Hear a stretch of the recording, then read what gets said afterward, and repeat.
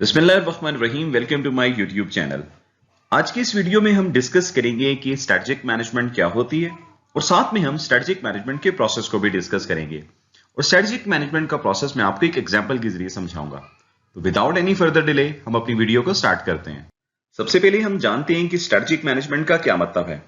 इस वाले से हम कुछ डेफिनेशन को देखते हैं। सबसे पहली डेफिनेशन है, strategic management is the management of an organisation resources to achieve its goals and objectives. यानी कि जब कोई ऑर्गेनाइजेशन अपने गोल्स या ऑब्जेक्टिव्स को हासिल करने के लिए अपने रिसोर्सेज जैसे land, labour, capital, information, technology, raw material, ये सारे क्या है, ये ऑर्गेनाइजेशन रिसोर्सेज हैं या ऑर्गेनाइजेशन इनपुट्स हैं। जब कोई ऑर्गेनाइजेशन अपने इन इनपुट्स को बेहतरीन तरीके से यूटिलाइज करने के लिए प्लानिंग करती है ताकि वो अपने गोल्स को अचीव कर ले, इसे हम क्या कहेंगे, स्ट्रेटजिक मैनेजमेंट। एक और डेफिनेशन देखते हैं। Strategic management provides overall direction by developing plans and policies designed to achieve objectives and then allocating resources to implement the plan.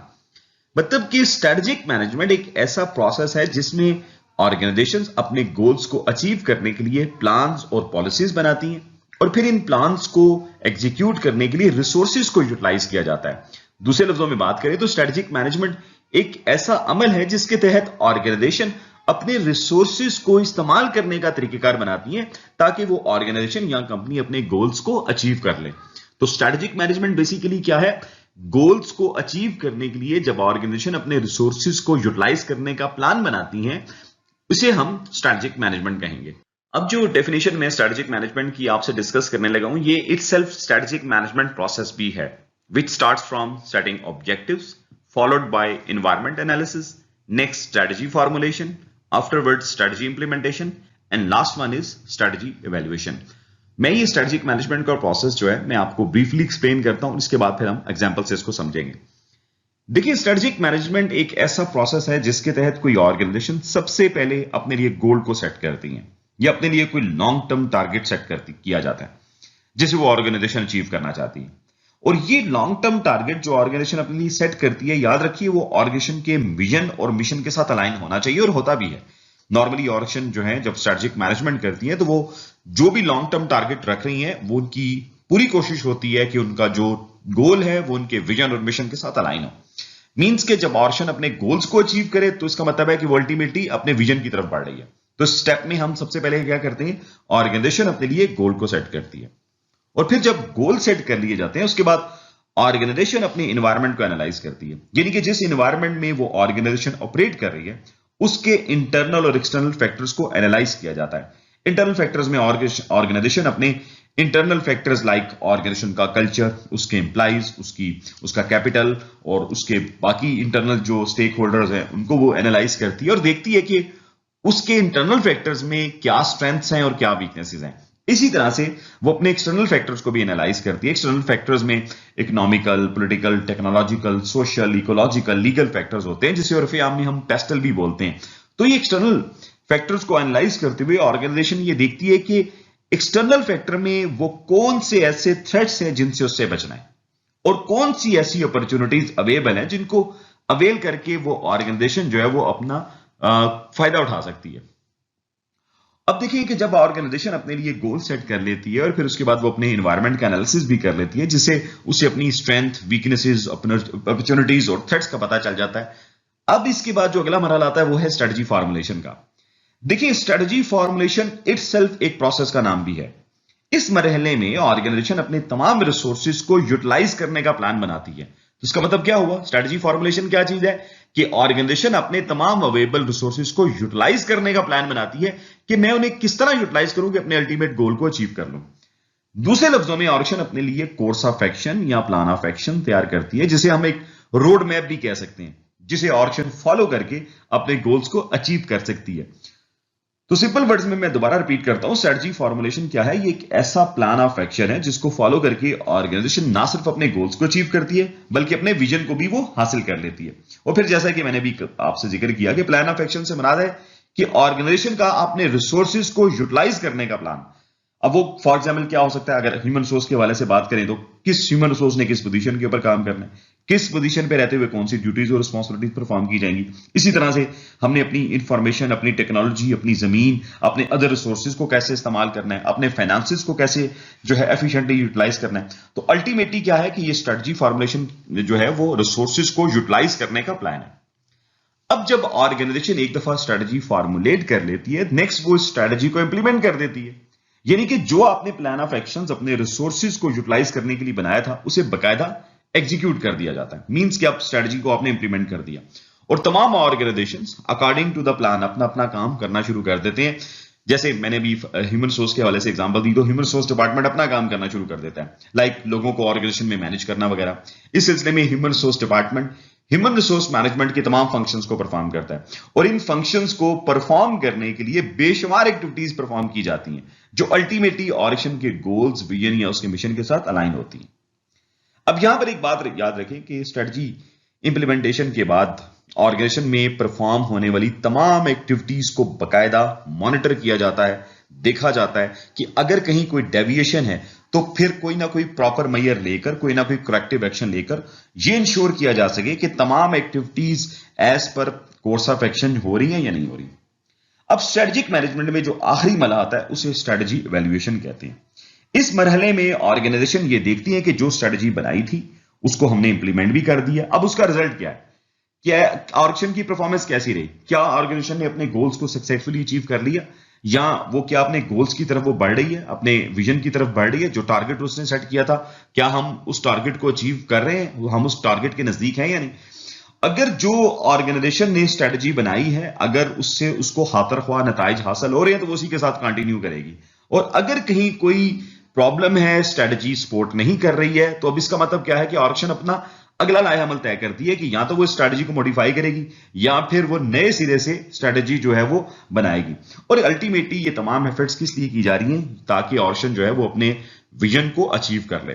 तो स्ट्रेटेजिक मैनेजमेंट का जो प्रोसेस है ये स्टार्ट कहां से होता है, सबसे पहले गोल को सेट किया जाता है, फिर गोल को सेट करने के बाद आप अपने एनवायरनमेंट को एनालाइज करते हैं, देखते हैं कि ऑर्गेनाइजेशन के लिए उसके एनवायरनमेंट में क्या अपॉर्चुनिटीज हैं, क्या थ्रेट्स हैं, ऑर्गेनाइजेशन की अपनी स्ट्रेंथ और वीकनेसेस क्या हैं, फिर इसके मुताबिक वो अपने लिए कोर्स ऑफ एक्शन बनाती है, फिर उस कोर्स ऑफ एक्शन को मींस रिसोर्सेज को यूटिलाइज करने का प्लान उसको बकायदा इंप्लीमेंट कर दिया जाता है और अल्टीमेटली इवैल्यूएशन होती है। नेक्स्ट स्लाइड्स पर मैं आपको इसकी एग्जांपल से एक्सप्लेनेशन देता हूं।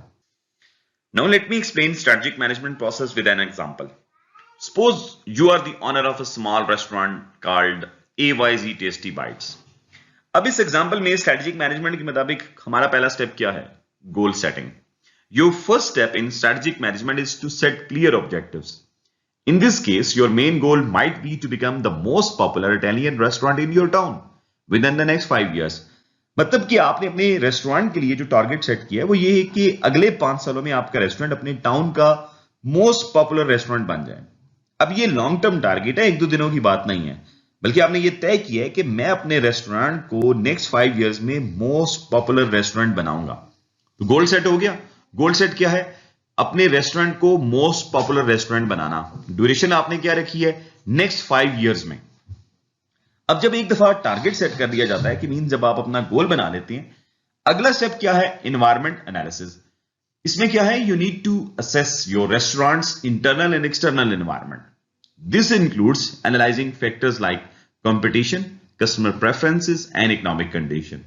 You discovered that there is a growing trend of healthy Italian cuisines in your area and your competitors are struggling to keep up with this demand. मतलब कि स्टेप में आप अपने रेस्टोरेंट का इंटरनल और एक्सटर्नल एनवायरनमेंट एनालिसिस करते हैं। Internal analysis में आप देखते हैं कि मेरे जो एम्प्लॉइज हैं, मेरे जो वर्कर्स हैं, मेरे जो शेफ हैं, उनकी क्या स्ट्रेंथ एंड वीकनेसेस हैं, कौन सी डिशेस वो अच्छी बना सकते हैं, कौन सी नहीं, मेरा स्टाफ कितना ज्यादा जो है वो कस्टमर फ्रेंडली है, किन किन एरियाज में वीक है, कहां पे मुझे उनको मजीद ट्रेनिंग की जरूरत है, मेरे कंपेटिटर्स जो हैं वो मार्केट में क्या कर रहे हैं, वो किन एरियाज में वीक हैं, किन एरियाज में उनकी स्ट्रेंथ है, मार्केट में कंपटीशन कैसा है, क्या अग्रेसिव कंपटीशन है या नॉर्मल कंपटीशन है, या सिर्फ 1-2 लोग ही कंपीट कर रहे हैं। फिर इसी तरह से कस्टमर की प्रेफरेंसेस क्या है, इकोनॉमिक कंडीशन क्या है, क्या लोगों की इकोनॉमिक कंडीशन जो है वो अच्छी है या कोई इकोनॉमिक डाउनटर्न चल रहा है। तो ये तमाम बातें जो है वो आप एक्सप्लोर करते हैं।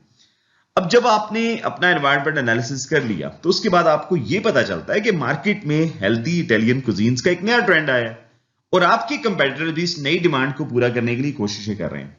अब ये जो नया ट्रेंड है वो आपके रेस्टोरेंट के लिए क्या है, एक अपॉर्चुनिटी है जिसको अवेल करके आप अपने गोल्स को अचीव कर सकते हैं।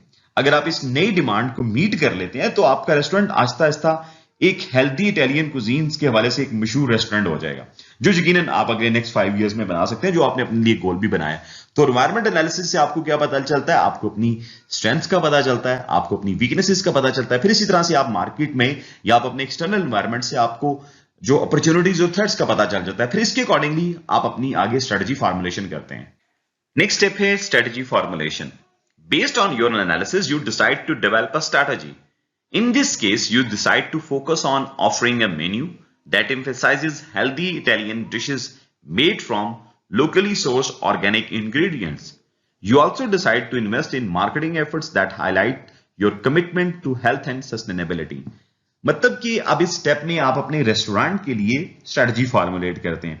आपकी स्ट्रेटजी ये है कि आप अपने तमाम जो डिशेस आप ऑफर कर रहे हैं उनके लिए आप ऑर्गेनिक इंग्रेडिएंट्स का इस्तेमाल करेंगे और आप बकायदा अपनी मार्केटिंग करेंगे कि आपके रेस्टोरेंट में जितनी भी डिशेस बनाई जाती हैं वो सारी ऑर्गेनिक इंग्रेडिएंट से बनाई जा रही हैं, जो कि निहायत हेल्थ फ्रेंडली है।